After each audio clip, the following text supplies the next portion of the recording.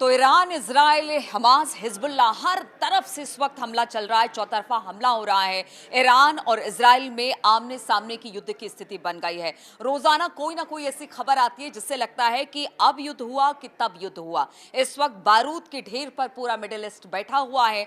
कभी भी युद्ध की संभावना बन सकती है, वो दिन कभी भी आ सकता है। तो कौन कौन है, किस किस देश के साथ किस तरह के हमले हो रहे हैं, क्या है इसमें लेटेस्ट अपडेट, बातचीत करने के लिए मेरे सहयोगी मयंक मेरे साथ जुड़ गए हैं। मयंक, सबसे पहले तो बताइए कि रोजाना हमले हो रहे हैं, चाहे वो ईरान हो, इराक हो, हिजबुल्लाह हो या फिर हमास हो, हर लोग की तरफ से हमले किए जा रहे हैं। इस वक्त लेटेस्ट अपडेट आप हमारे दर्शकों के लिए क्या बताएंगे? नीलू, देखिए, 5 बड़ी खबरें मैं आपको आगे बढ़ने के पहले फटाफट बताना चाहूँगा। और ये 5 बड़े अपडेट आ रहे हैं ईरान से, जो कि बेहद परेशान करने वाले हैं। पहला अपडेट तो है कि पश्चिमी देशों की तरफ से अपील की गई थी ईरान से कि भाई शांति होनी चाहिए, वॉर ना हो, लेकिन ईरान ने ये अपील ठुकरा दी है। ईरान की तरफ से साफ कर दिया गया है कि शांति आगे की बात आगे नहीं हो सकती। दूसरी बड़ी चीज़ जो है वो ईरान के अधिकारियों की तरफ से साफ कर दिया है कि ईरान जो है किसी भी पल जो है इजराइल पे हमला कर सकता है। तो यहाँ पे एक युद्ध की संभावना जो टालने की बात हो रही थी, अब वो बहुत ही कमज़ोर दिखाई दे रही है।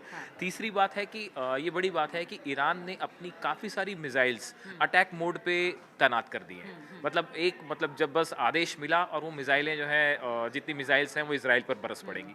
चौथा बड़ा अपडेट है कि जो ईरान ने अपनी मिसाइल्स तैनात कर रखी हैं इजराइल पे हमले के लिए, कहा जा रहा है कि प्लान ऐसा बनाया है ईरान ने कि सिर्फ 400 सेकंड लगेंगे और 400 सेकंड में इजराइल पे बहुत बड़ा मिसाइल अटैक हो सकता है। मतलब जैसा हम बात कर रहे थे पिछले 2 दिन से कि इजराइल का जो आयरन डोम सिस्टम है वो इसको रिएक्ट ही नहीं कर पाएगा, और एक साथ ईरान की तरफ से इतनी सारी मिसाइल्स बरस जाएंगी इजराइल पे कि वो और उसको बताया जा रहा है कि 400 सेकंड का टाइम ही मिलेगा इजराइल को और बहुत बड़ा हमला हो सकता है। और पांचवी जो बहुत ही चिंताजनक बात है, ईरान और इजराइल दोनों के जो न्यूक्लियर इंस्टॉलेशंस हैं वो एक दूसरे के निशाने पे हैं। ये सबसे ज़्यादा चिंता की बात है। अमेरिका जो इसको लेके सबसे ज़्यादा परेशान है।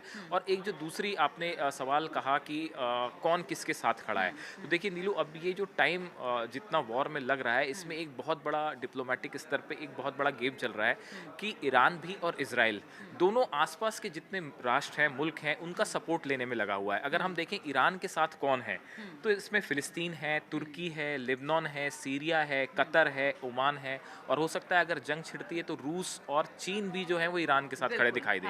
तो अगर आप देखें तो ये जो इस्लामिक कंट्रीज हैं, इनका बहुत बड़ा समर्थन जो है वो ईरान के पास है। मतलब करोड़ों की संख्या में मुस्लिम हैं। और मयंक, एक बात और यहाँ पर समझाइए, चूंकि देखिए इजराइल और ईरान, इनके युद्ध बहुत पुराने, मतलब कह सकते हैं कि एक तरह से टसल चलता रहता है इनके बीच में, लेकिन पूरी की पूरी जो मुस्लिम्स कंट्री है एक साथ ईरान के साथ खड़ी है, इसके पीछे की क्या वजह है?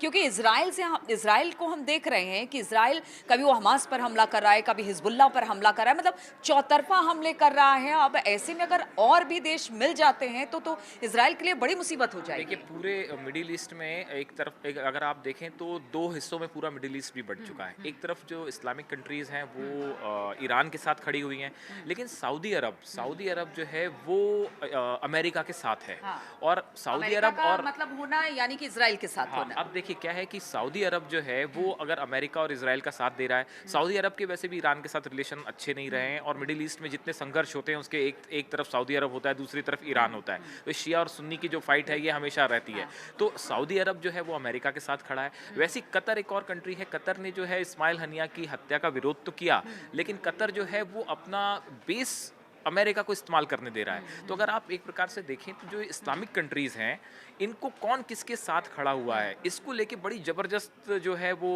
गोलबंदी हो रही है। प्रक्रिया है, समझने की जरूरत है इसको कि कौन किसके साथ खड़ा है।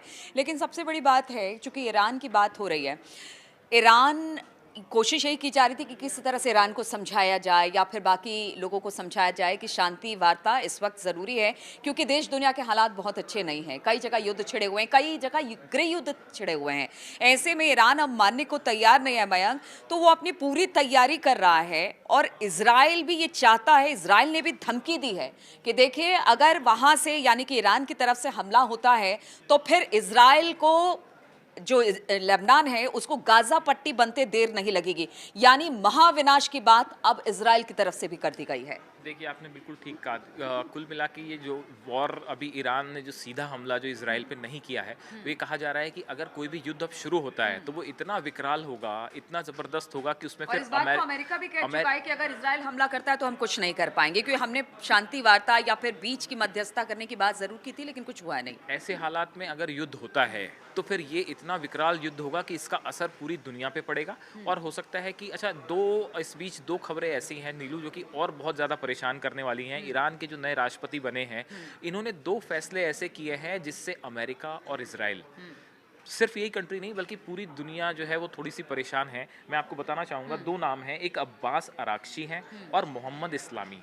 जो अब्बास अराक्ची हैं, इनको ईरान का नया विदेश मंत्री बनाया गया है। और ये अब्बास अराक्ची जो है, ये ईरान का जो न्यूक्लियर प्रोग्राम चल रहा है काफ़ी समय से, ये इससे जुड़े रहे हैं।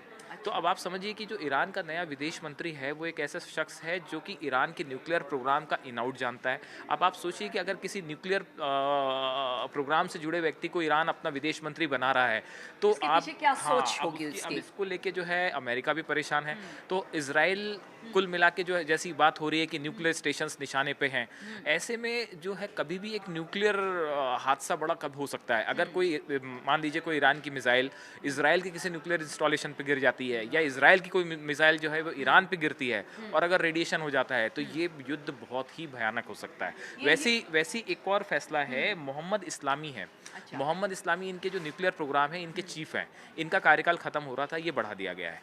तो अब ये दो शख्स ऐसे हैं ईरान में जो ईरान के न्यूक्लियर प्रोग्राम के बारे में A to Z in out सब कुछ जानते हैं, और अब इनके ऊपर जिम्मा है इजराइल को टैकल करने का। यानी अब तक जो कहा जा रहा था कि ईरान के पास वैसे परमाणु अस्त्र शस्त्र नहीं है जिससे वो बड़ा हमला कर सकते हैं, लेकिन आप देखिए इस युद्ध के मद्देनजर ईरान पूरी तरह से न्यूक्लियर पावर से मजबूत होने की कोशिश में जुटा हुआ है, और इधर ईरान के पीछे रूस और चीन दोनों सामने आ गए हैं। दूसरी तरफ अगर बात की जाए तो एक के पीछे यानी इजराइल के पीछे अमेरिका है, तो आप समझ सकते हैं कि जब ये युद्ध होगा तो इसकी स्थिति क्या होगी। एक लेटेस्ट अपडेट हम आपको बता दें, चूंकि ईरान अब पूरी तैयारी कर रहा है, तो उसने एक ड्रोन बनाया है। मुहाजिर इस ड्रोन का नाम दिया गया है।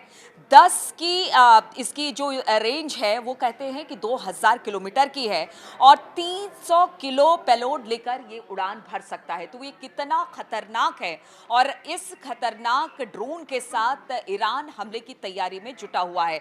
अब देखिए जो इजरायली हमला जो इस वक्त किया जा रहा है, और जो हमास पर किया जा रहा है, या फिर बात की जाए बाकी जगहों पर, तो इजराइल पर भी सबकी नजर है। दूसरी तरफ अगर बात की जाए ईरान की, तो वो भी अपनी तरफ से पूरी तरह से एकजुट दिखाई दे रहा है। अब ऐसे में आप समझ सकते हैं कि अगर ये हमला होता है तो ये हमला कितना बड़ा होगा, और किस तरह से इसका व्यापक असर हर एक जगह पर यानी पूरी दुनिया में देखने को मिलेगा। ये अपडेट लगातार हम आपको देते रहेंगे। हमास, इजराइल या फिर ईरान, हिजबुल्लाह से जुड़े हुए आप हमारे साथ बने रहिए। रुकेंगे यहाँ पर हम छोटे से ब्रेक के लिए।